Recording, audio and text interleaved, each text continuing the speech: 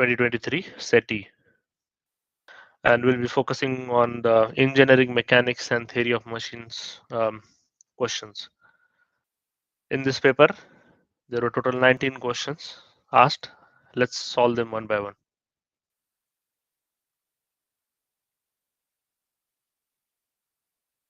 Coming towards the first question.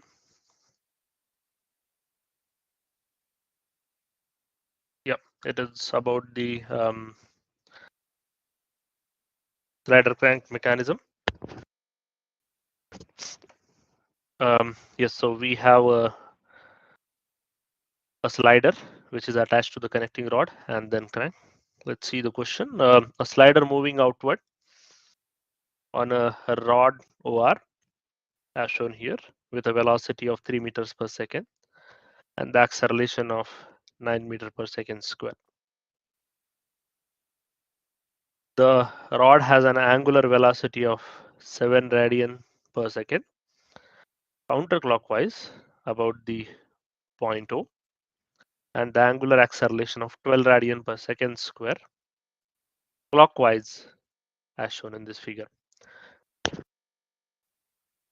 The magnitude of absolute acceleration of the slider at the location A is what they are asking us.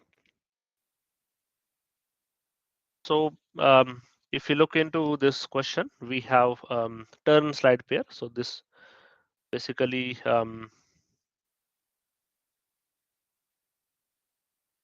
yeah, we can say that on this OR link, the slider is sliding as well as turning.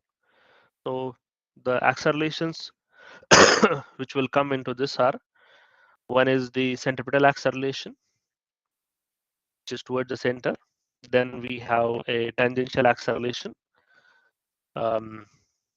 because of this angular acceleration alpha, that is tangential acceleration r alpha. The slider is having its own acceleration of 9 meters per second square. And whenever we have turn slide pair, it comes up with the Coriolis component of acceleration. So for this figure, if we want to draw the acceleration diagram, so we will have r omega square in toward the center. As angular acceleration is clockwise, r alpha, we can draw it in this way. This is r alpha. Velocity acceleration of the slider is in the direction of motion. Acceleration of the slider, and the Coriolis component of the acceleration will be upward because the Coriolis component of the acceleration will get as 2v omega by rotating the linear velocity vector by 90 degrees in the direction of angular velocity. So it will be upward. And yeah, if we draw it here, maybe something like this will get. Yeah, we have to compare the values of r alpha and a Coriolis so that to make sure whether this point, the end point lies above this horizontal line or below it. If you look into the r alpha, it is the radius is 1 and alpha is 12. So r alpha is 12 in this case.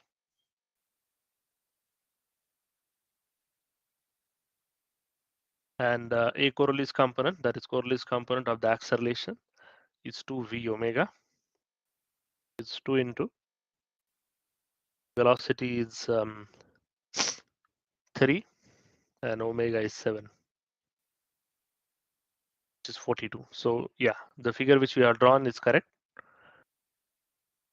And yeah, the total acceleration, we can say that it will be the closing side of this this figure. So the total acceleration can be calculated as we can consider this as a triangle, right angle triangle. Height square plus base square will be the hypotenuse square. Using Pythagoras theorem, we can say that the base will be r omega square minus as, that is acceleration of the slider whole square, plus height will be a Coriolis component of the acceleration minus r alpha whole square. So if you further solve it, radius is 1, omega square means 7 square, which is 49, minus acceleration of slider is given as the 9. Coriolis component of the acceleration is 42, minus tangential component of acceleration r alpha is 12. So it is under root of 40 square plus 30 square, which is 50. Hence, option B is correct in this case.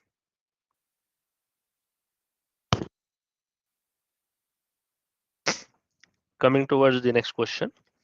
It's a theoretical question, again, from the theory of machines, from the gear and gear train topic. The type of gear used to transmit the rotary motion between the non-parallel, non-intersecting shaft is. We know that gears are classified according to the types of, according to whether shafts are intersecting, whether they are parallel, or whether they are non-parallel, non-intersecting. The spur gear and helical gears are the ones which are when we have non-intersecting parallel shafts. The bevel gear shafts are intersecting. The correct option in this case is worm gear, where the shaft axes are not intersecting and not parallel. Yeah, so yeah, maybe I will try to draw the figure here. So this is worm wheel, and then we generally have the this is the shaft of this worm, and this is worm wheel, whose axis is somewhat inclined, so not basically parallel to it, and both of them not intersect because they are separated by a distance. So yeah, both of them matter are along the different planes. So the correct option is option D in this case. Coming towards the next question, it's from the theory of machines, first chapter, that is mechanisms and machines. We have the configuration of planar 4-bar chain mechanism with a frictionless joint shown in this figure. The lengths are given for each link 1, 2, 3, and 4, 40, 15, 35, and 30. And the suffix 1, 2, 3, 4 are represents the fixed input, coupler, and output link respectively. Ti and the T0 are the torque to the input and output link. What is the mechanical advantage? We know that mechanical advantage is equal to output torque divided by input torque. So that is what they are asking us to calculate. It is also equal to omega input divided by omega output. So if we are able to calculate the omega of input by output ratio, we can tell what will be the mechanical advantage. So in order to calculate omega, let's try to draw the velocity diagram in this case. So we have, let's call this as A, B, C, and D. So if the velocity diagram will look something like this, point A and D is fixed. Imagine this is rotating in counterclockwise direction. So we will have the point, this is the velocity of A, link AB. Velocity of link BC will be again perpendicular to it. And the velocity of link CD will be horizontal. So the point C again lies on this.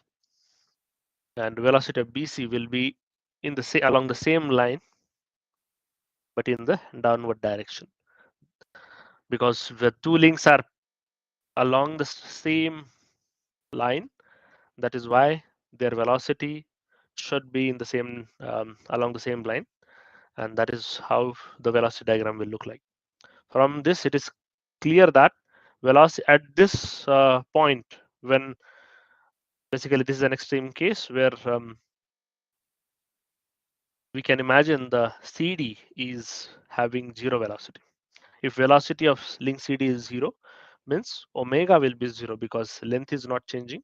So at this particular instant of time, we can say that the omega of output link is zero, and if omega of output link is zero is then anything divided by 0 will be infinity. Hence option C is correct in this case.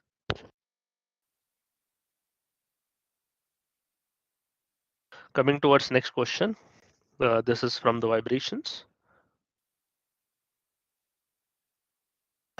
We have a mass attached to two identical springs having stiffness K, as shown in this figure. The natural frequency of vibrating system is what they are asking. We can clearly see these two springs are connected in parallel because whatever deflection is happening in one will be same as the other spring. So K equivalent in this case will be K1 plus K2, and it will be 2K in this case. Natural frequency is equal to under root of K equivalent divided by M equivalent. So it will be under root of 2K by M. This will be in radian per second. However, to get the frequency in hertz, we can convert it to 1 upon 2 pi into omega, which is under root of 2K by M. So option B is correct in this case.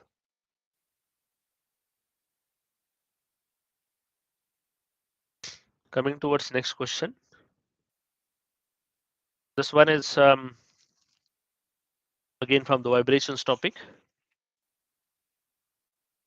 We have a damped spring mass system forced to oscillate at t is equal to 0, means we have given initial force by application of an impulse force.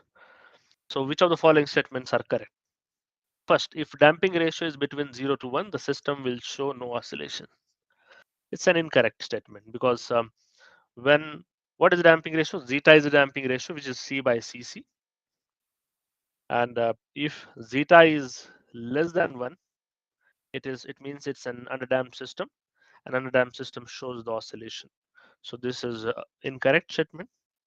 If damping ratio is in between 0 to 1, the system will eventually come to the rest. Yeah, it is correct because system will initially have a high vibration. However, the system is underdamped, and with the logarithmic decrement, it will ultimately come to equilibrium. So this statement is correct. We'll also look into some other options as well. If the damping ratio is less than 0, the system will eventually come to rest. This is again incorrect statement. System will show unstable behavior because the amplitude of the vibration can be written as AE to the power zeta omega nt and omega d t plus phi. So in this case, if we also look into the damped frequency formula, omega n under root of zeta square minus 1. So basically, yes, we can say in this case, we can take any value here, and we can say that the system will have an unstable behavior in this situation. So this option also looks incorrect. The last option in this case is system will always oscillate. It is not the case. Again, this is incorrect statement. If zeta is equal to 1, we call it as a critically damped system.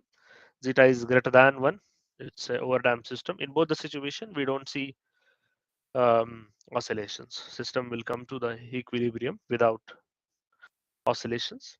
So this option is also incorrect. So correct option in this case is option B.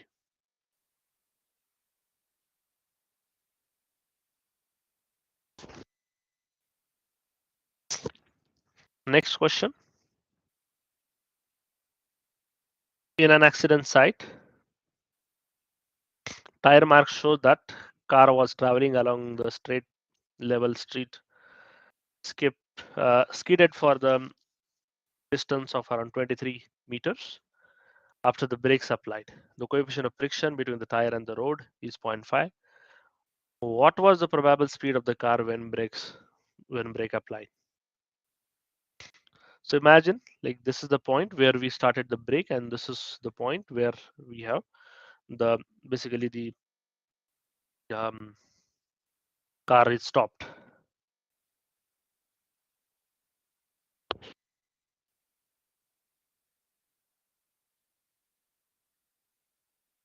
So let's say the initial velocity is u, final velocity we know is 0 because we have applied the brakes. In this situation, the distance traveled also is known to us, that is 23. They have also given us the coefficient of friction. So the component of the acceleration will be minus mu g in this case, and that will be equal to minus 0.5 times 10, which is minus 5 meter per second square. Minus indicates it's a deceleration. So 5 meter per second square is the deceleration. We know that v square minus u square is equal to 2as. So as v is 0, u square is equal to 2as, we know.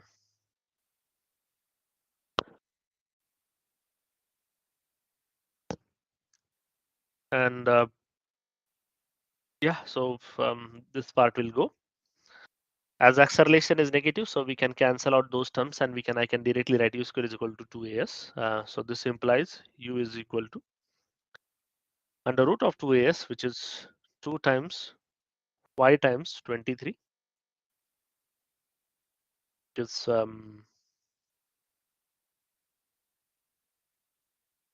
15.16 something. And then this is in the, because all the dimensions are in meter, and yeah, so the calculation is in terms of meter per second. However, the options are in kilometer per hour, so we can multiply with 18 by 5 or 3600 by 1000. We'll end up with a 54 as answer. So the option A is correct in this case.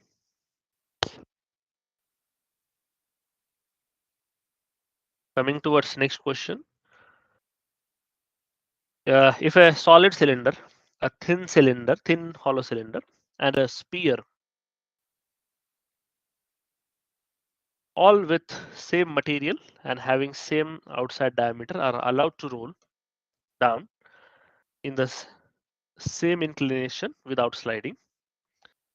All the surfaces are having same coefficient of friction. What is the order of the bodies reaching bottom? Yes, so basically the time for, we know that S is equal to ut plus half of at square. Initial velocity is 0, so ut part will become 0, and t can be written as under root of 2s by a. So we can say that time is inversely proportional to the under root of acceleration.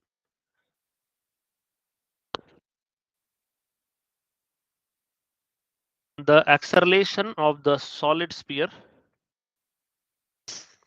is greater than acceleration of the solid cylinder is greater than the acceleration of the hollow sphere is greater than the acceleration of the hollow cylinder. You can calculate it by using this formula. A is equal to g sine of theta by 1 plus q. Okay. But yeah, we know that this is the sequence when it comes to the acceleration. So if acceleration of solid sphere is more, then it has to, if it is this more, means the time will be less. So it will be the first one to reach the bottom. Then we have the solid cylinder, and then we'll have a hollow cylinder. So in our case, we have a sphere, then solid cylinder and a hollow cylinder, solid cylinder, hollow cylinder, and a sphere. So the correct sequence in this case, okay, thin, hollow cylinder, and sphere. So here they are saying that it is a thin hollow cylinder and a sphere. So basically, we assume that the sphere which they are indicating here is the hollow sphere, and yeah, this is the second thing which will reach the bottom. So yeah, if the we can say that option B is correct with that. First, the solid cylinder will reach. Okay, the options are sphere, not the solid cylinder. Let's stick to option C in this case because sphere is not specifically mentioned as a hollow. So the sphere is the one which will reach the bottom first, then the solid cylinder, and then the hollow cylinder. So the correct option is option C in this case. Coming towards the next question.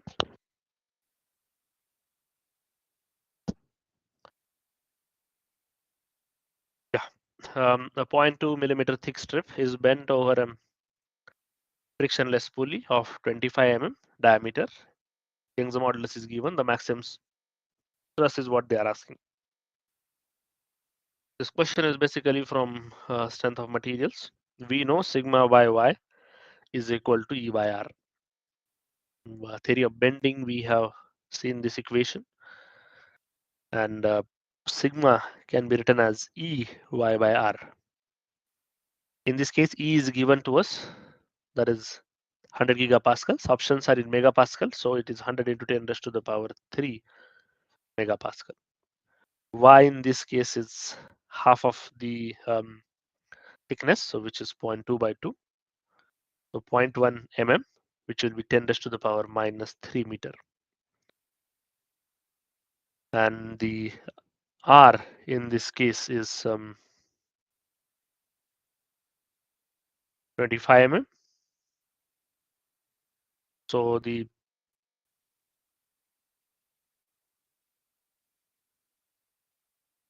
okay, 25 mm by 2 because 25 mm is given as a diameter.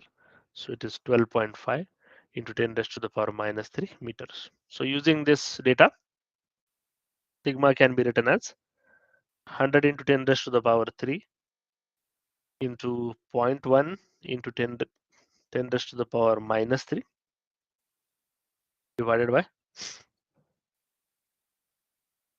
12.5 into 10 raised to the power minus 3. So if you further solve it, the option will get it 800 megapascal. Option D is correct in this case.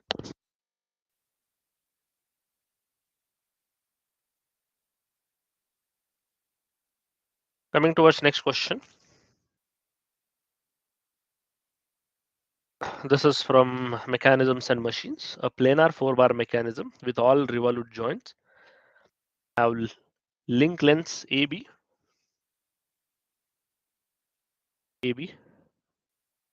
then BC is 120. Okay, let's call it as A, B, then BC is 120. And yeah,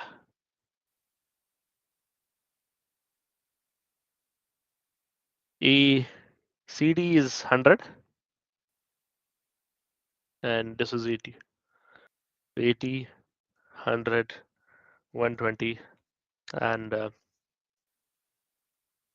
30. So this is the data.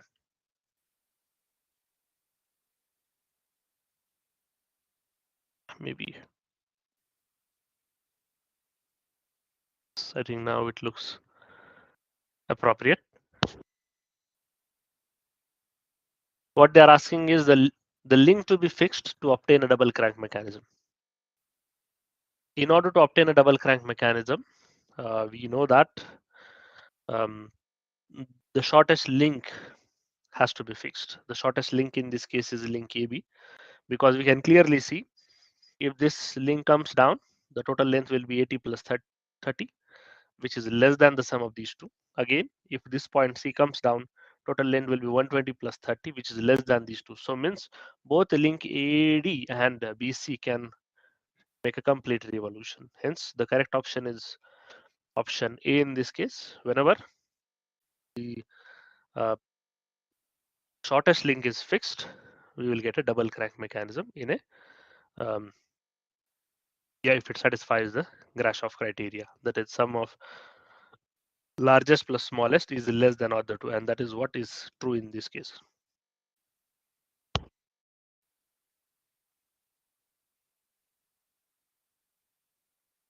Coming towards next question. This one is from the mechanics. Yeah, we have a small ring Z, carries a vertical load A of mass 27.3 kgs by two strings ZX and ZY, carries a load of okay, the string ZY carries a load B here as shown here. If the string is stable at the configuration shown in the figure, find the value of B they are asking. Okay, so basically this is a frictionless pulley. That is what they have clearly mentioned. When the pulley is not frictionless, so T1 by T2 is equal to e to the power mu theta we know. So let's imagine this is T1 and this is T2. Uh, theta is the wrap angle in this case, and e to the power mu theta. However, if coefficient of friction mu is 0, e to the power 0 means 1. So this term will become 1. T1 has to be equal to T2. So that is what is clear. So if we are able to find the tension in this string, the same can say the it has mass of B, because if you draw the free body diagram here for B, whatever is the tension T2, that will be equal to the weight of B. So the weight of B will be equal to T2 and T2 will be equal to T1. So ultimately, if you find the T1, we'll get the answer. So let's find the T1 here.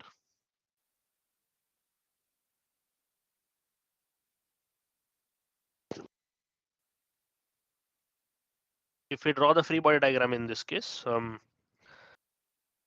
we have a weight of 27.3 into 9.81 acting in the downward direction. Then we have this tension in the string, let's say YZ, tension in the string XY, or XZ. This angle is 45 degree. This is 60 degree. This will be, of course, 135, and this will be like 90 plus 30, 120. So TYZ is our interest. So TYZ divided by sine of 135 is equal to 27.3 into 9.81 divided by sine of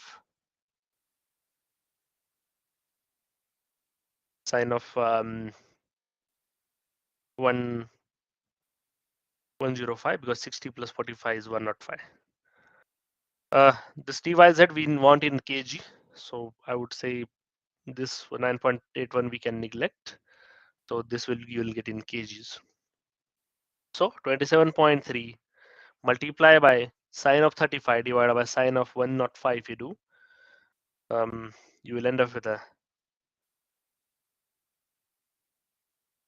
option which is 19.99 something. So correct option is 20 in this case, that is option B.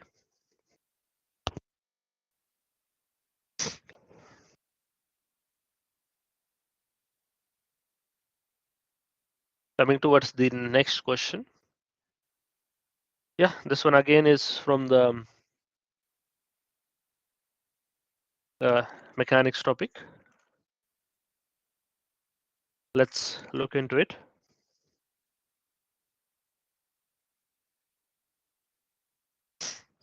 Yeah, the figure is a little bit wrong in this case. Yeah, this is the counterweight, it looks. Yeah, and this is the counterweight in this figure, and which is at a distance x. Please do consider it. Now, coming towards the question, let's see. A traveling crane, as shown in this figure, carries a load of 2 tons at point D. A counter mass CW is to be added, as shown in this figure, to avoid the toppling of the crane.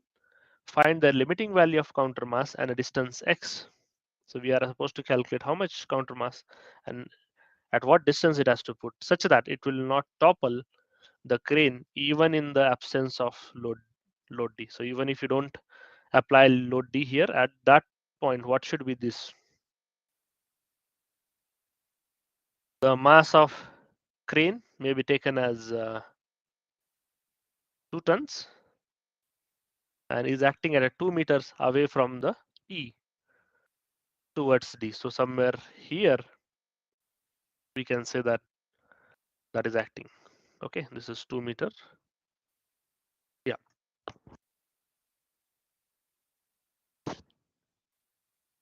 So we know that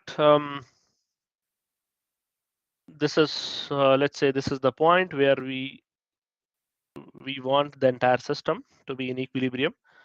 So the moment which is created by this counter weight has to be equal to the moment which is created by the crane mass itself, because we are not considering the 2 tons at point D, because they are asking us in absence of load at D, they are asking us. So the only load which we have is the crane mass, which is 2 tons, and it will create a moment about point F. Okay, because the point F is like the one which will get more stressed, and if we don't add the counterweight, and if you put the counterweight, the moment caused because of this 2 ton has to be equal to that of the moment because of this counterweight. And if we considers that, yeah, we can say that this is the point where counterweight is acting, which is at a distance x. And then we have, this is the point where we are having the weight or the mass of the crane, which is 2 ton. So that is at 8 meter, which is this 6 plus this 2. So the moment created because of this mass will be 2 ton into 8, and that has to be equal to the counter mass. Okay, we are considering only masses, not the weight. So 9.81 on both the sides will get cancelled. So the answer directly I'll get in tons. So counterweight into x. So 8 multiplied by 2 is the answer, that is 16. Multiplication, look, you have to look into the option and which option is giving us the same multiplication, that 16. So 2 into 8 gives us 16. So correct option in this case is option A. Okay, so counterweight in this case is 8, and the distance x is 2, gives us the same moment. Okay, hence option A is correct. Coming towards the next question, question number 30. This is theoretical question. The moment of resultant of concurrent forces with respect to the center in their plane is equal to the algebraic sum of moments of components with respect to the same center. This is known as, this is a Varignon's theorem. This is a Varignon's theorem. The option A is correct in this case. What this theorem says is, let's say this is the okay. Let's imagine some forces are there, this force, this force. Let's focus only on one force as of now. Whatever the, let's say, the moment created because of this force about the origin will be equal to the moment created because of the component of this force about the same center. And this theorem is called as Varignon theorem. So moment because of the R equal to the moment because of the Rx plus moment because of the Ry. So this is for only one load, but you have concurrent forces. Let's say this is R1,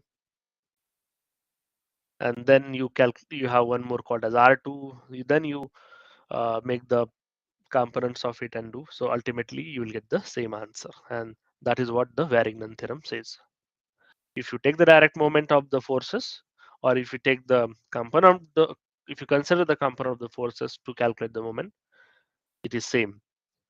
And yeah, hence option A is correct in this case. Coming towards the next question.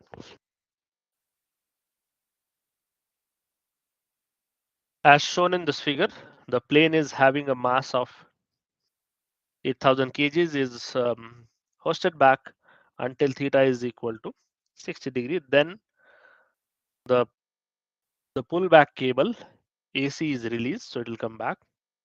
Okay. So it is like pulled here and then released. Determine the speed of the plane just before it crashes into the ground at theta is equal to 30 degree. So this entire theta is 60. This one is theta 30. So how much reduction? So we can say this is 30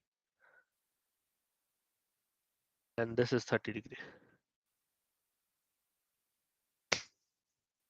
Yeah. Neglecting the size of the plane and the effect of lift caused by the wings during the motion. What they are asking us to find the determine the speed of the plane just before it crashes. T is to be considered as 10. We can consider that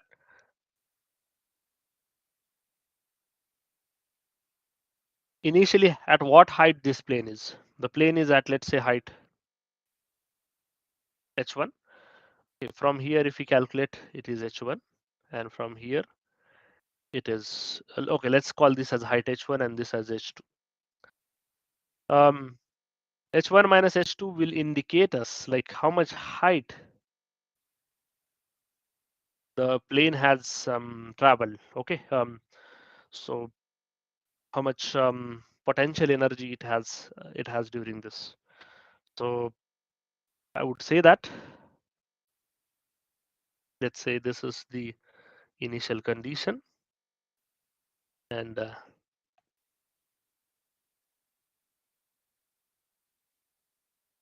okay. So in both the cases the length is remaining same, that is 20 meters.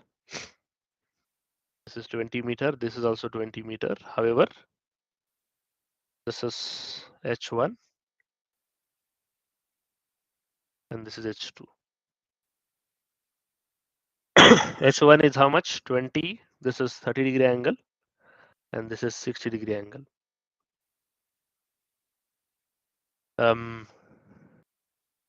H1 is equal to 20 cos 30. H2 is equal to 20 cos of 60. Okay, this is what we have. And H1 minus H2 will be equal to 20 cos of 30 minus cos of 60. If we take 20 common, 20 cos 30 is under root 3 by 2 and cos 60 is 1 by 2. So which is yeah, let's keep it as it is. So we can say it as a 10 to and 2 get cancels with the 20. It will be 10 into under root of 3 minus 1. Under root of 3 is 1.7, and yeah, so close to 0.73 something you will get. Whatever is the change in the kinetic potential energy will be equal to the change in the kinetic energy, is what we can say. So at this point we will have zero velocity, and just before crashing it, we will have certain velocity v, which is supposed to be calculated. So in this case, the potential energy is mgh, h1 minus h2, which we have already done. That let's call it as h, and that is equal to half of mv square, v2 square minus v1 square. Initial velocity is 0, final velocity is v2, so that is why directly I'm considering it like this. The mass is 8,000 into 10 into h is 10 under root of 3 minus 1 is equal to half of mass again 8,000 into v square. In this case, 8,000 gets cancelled, so it will be like 200 into under root 3 minus 1 is equal to v square. So v square is close to 146 and v will be close to 12.1. So the correct option in this case is option B.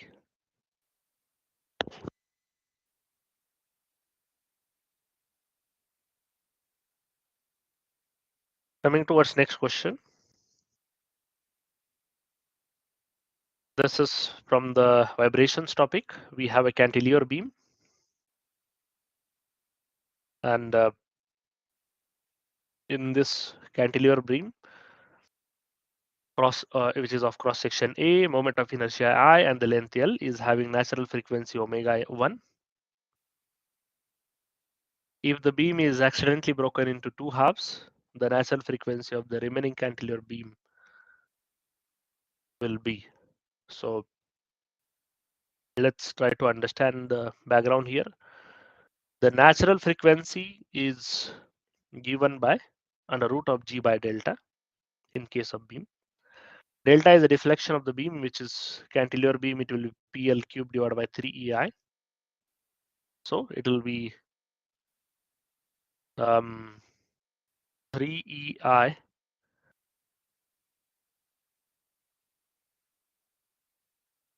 into G divided by PL cube. This is your natural frequency. So natural frequency, we can say that is inversely proportional to the under root of L cube. So we can say that omega 1 divided by omega 2 will be equal to under root of L2's cube divided by L1 cube. L1 is L, okay, and L2 will be equal to L by 2. So under root of L by 2 whole cube divided by L cube. If you do, so yep, this is omega 1 by omega 2. So this implies omega 1 by omega 2 will be equal to 1 divided by 2 root 2. This implies omega 2 will be 2 root 2 times omega 1. So omega 2 will be greater than omega 1. Hence, option A is correct in this case, that the natural frequency will increase and the new natural frequency omega 2 will be greater than omega 1.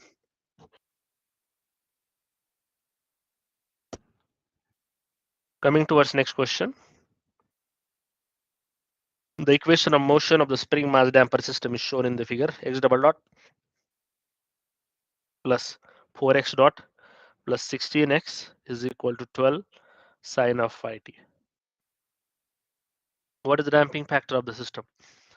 Damping factor or damping ratio zeta is equal to C by Cc, where C is a damping coefficient.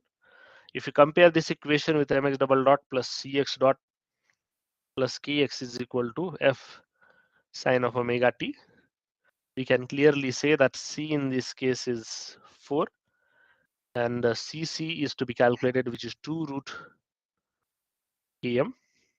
It's 2 times under root of stiffness is 16, mass is 1. So which is 8 and C is 4. So 4 by 8 is 0.5. Hence option B is correct in this case.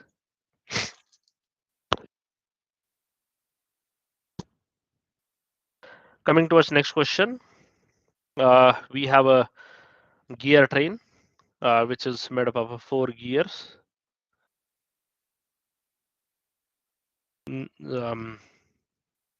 Gear train comprises of 4 spur gears, the driven gear G1, two idle gears G2 and G3, and the driving gear G3, G4. Sorry.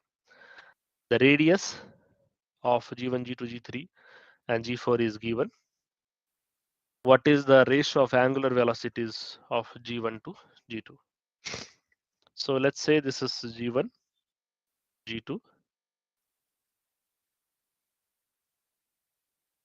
this is G3, and G4. Okay, imagine like this. G1, G2, G3, and G4. G1 is with a radius R, G2 is R by 2, G3 is R by 3, and G4 is with 2R. What they're asking is the ratio of angular velocities of G1 to G4. If G1 divided by G4 is angular velocity of, sorry, G1 to G2, it means N1 by N4 is what they are asking. Imagine N is the angular velocity. It is equal to number of teeth on fourth gear divided by number of teeth on first gear. Module is equal to d by t. So diameter is equal to module times number of teeth. Module is constant. So or let's say t is equal to d by m. Module is constant. So teeth is in this case is proportional to the diameter. If more the diameter, more number of teeth it will have. Less the diameter, less number of teeth it will have. So we can also write it as module divided by d4 divided by module divided by d1. But module is same, so I will directly write it as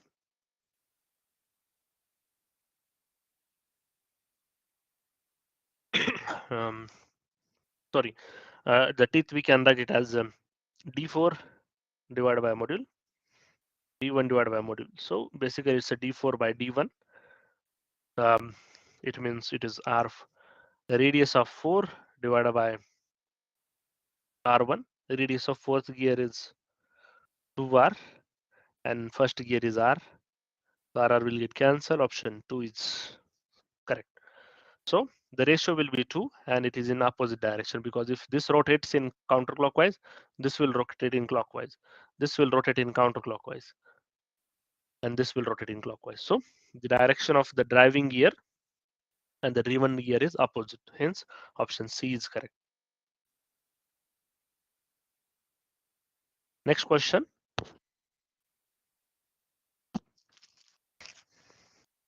We have the uniform link as shown in this figure.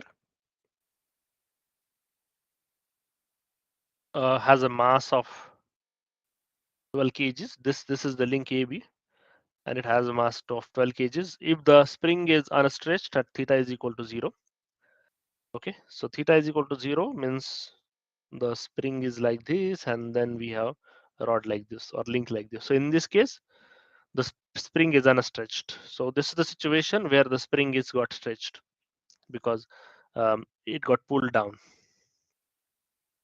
Determine the angle theta for stable equilibrium. Neglect the surface friction. Assume g is equal to 10 meter per second square.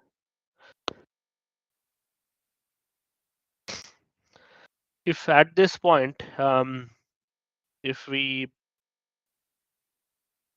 yeah, let me give you a situation here.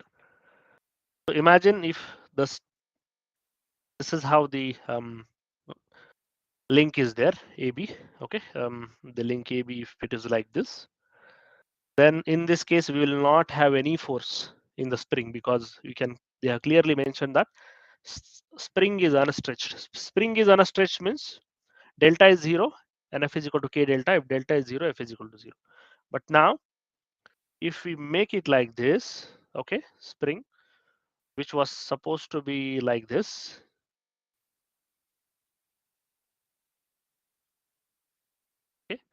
So this is now new position A dash B dash. Okay. Or let's say this is A naught B naught, and this is now AB. I hope you are following. So it has traveled certain distance x. The total distance is 0.6. This is also 0.6. So now this will be like 0.6 minus x. Okay.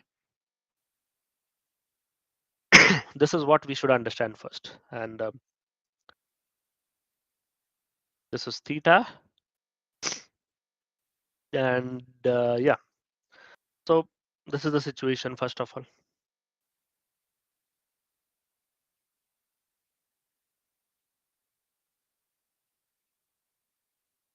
Again, if we draw the free body diagram at this moment, we will have upward force kx, right, which is 200 times x, because k is 200 Newton meter they have given. Then we have the normal reaction here, because it is supporting at point that point. This we have Na here, and at the center we will have the 120 Newton, which is the 12 kg, means 120 Newton is the load, or sorry, the weight of this link. Imagine this is theta, and let's call it as a beta then. Beta will be 90 minus theta. At this point, if we do summation of all horizontal forces is 0, Na we will get it as 0. So there will be no reaction in horizontal direction because of this spring. Now, and there is no force in the horizontal direction because they have asked us to mention that surface friction is neglected. So we don't have any force in the horizontal direction. If summation of all vertical forces is 0, if we do, kx is upward plus nb is upward is equal to 120. Kx is 200 into x we have to calculate. Okay. So, okay, at this point, let's keep this as it is. We'll proceed on it. If we do the summation of all the moments at point B and equate it to 0, what we'll get? 120 into this is 0.3, this length, and this length is also 0.3. So 120 into this base. How much is this base? It is base means cos 0.3 cos of 0.3 cos of beta.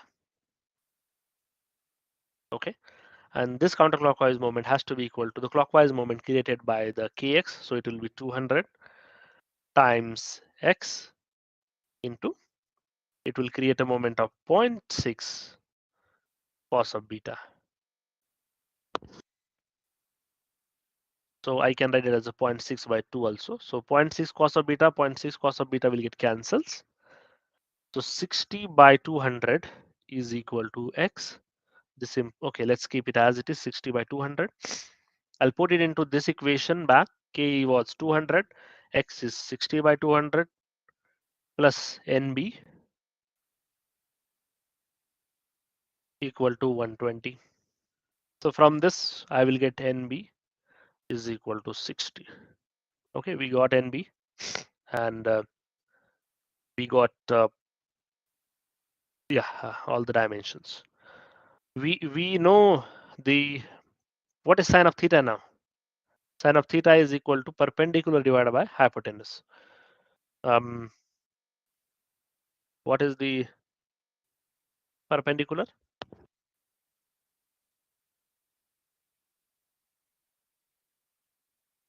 Okay, the only thing which we don't know is now x. Sorry, x is also known now, which is this. So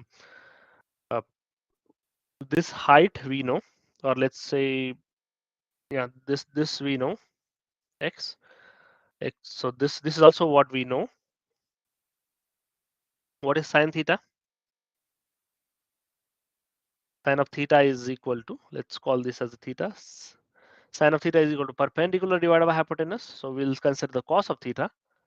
Cos of theta will be base divided by hypotenuse. Base is how much? Base is 0.6 minus x. So it is 60 by 200 divided by hypotenuse is how much? 0.6. So it will be, if we calculate, 60 by 200 is 0.3. 0.6 minus 0.3 is 0.3. 0.3 by 0.6 is 0.5. Yep. So theta is equal to cos inverse of 0.5, which is 60 degree. Hence option B is correct in this case. Okay, this angle is 60 and this one is 30. Yep. Coming towards the next question.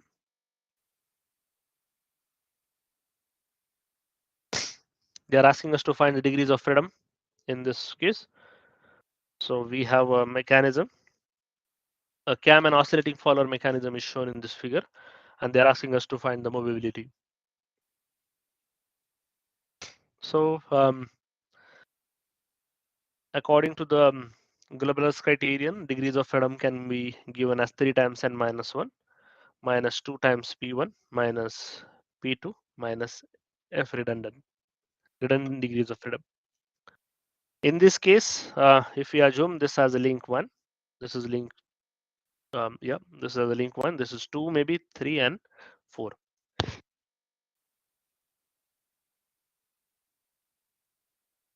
So number of links are 4. 3 times 4 minus 1. The number of joints with 1 degree of freedom are 3. Okay. So this is one joint with 1 degree of freedom. This one is also with 1 degree of freedom. And this one will also be with 1 degree of freedom. Okay. Only rotating. So 2 times 3. There is one joint with 2 degrees of freedom. Here it can slide or as well as turn.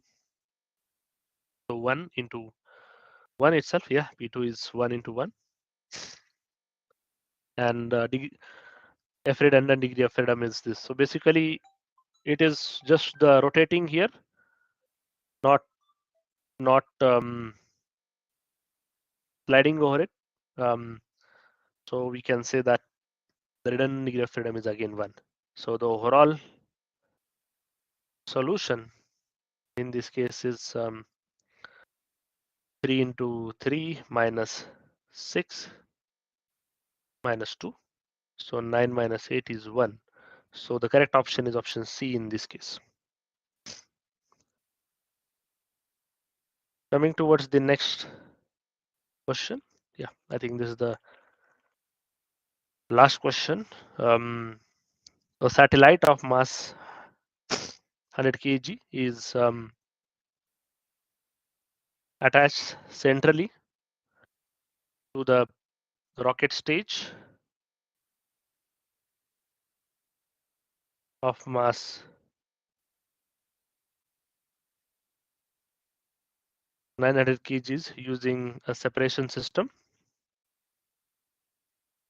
In space, the satellite is to be separated and ejected using 10 number of identical spring thrusters having the same stroke of 30 millimeter. Assume that springs are fully transferring the energy. The angular body rate of the bodies are negligible after the separation. What is the stiffness of the spring required to get the satellite axial relative velocity of 1 meters per second?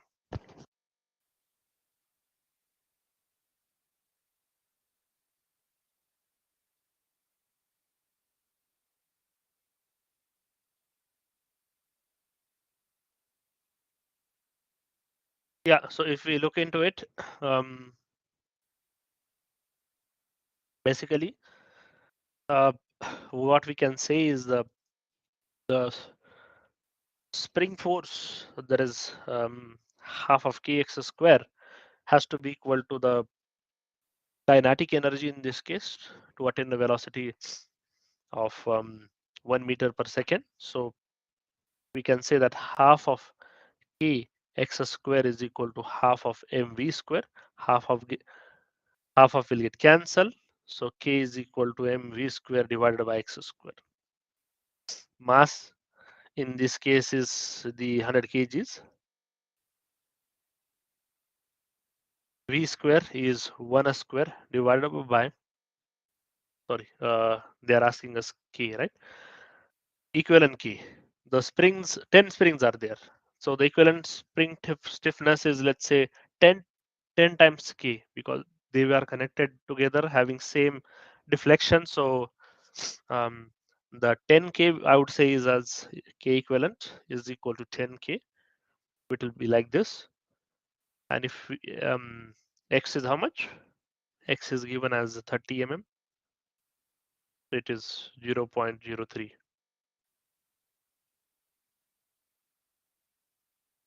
Yep, whole square. So k will be equal to 100 into 1 square. Yep, in meters per second. 0.03 whole square. And divided by 10 it will come. So it will be like 10 divided by 0.03 whole square.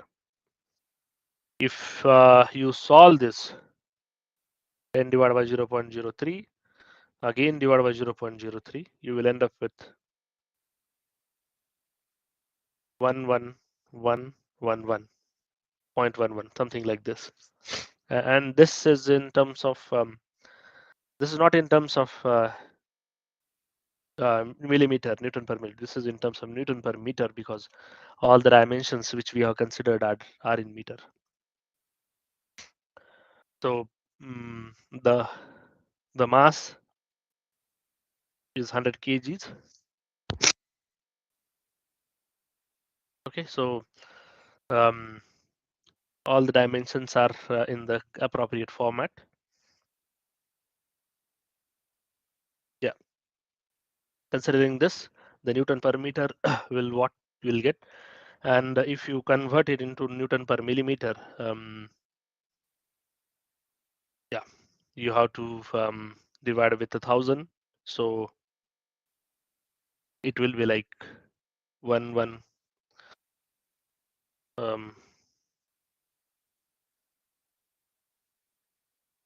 yeah,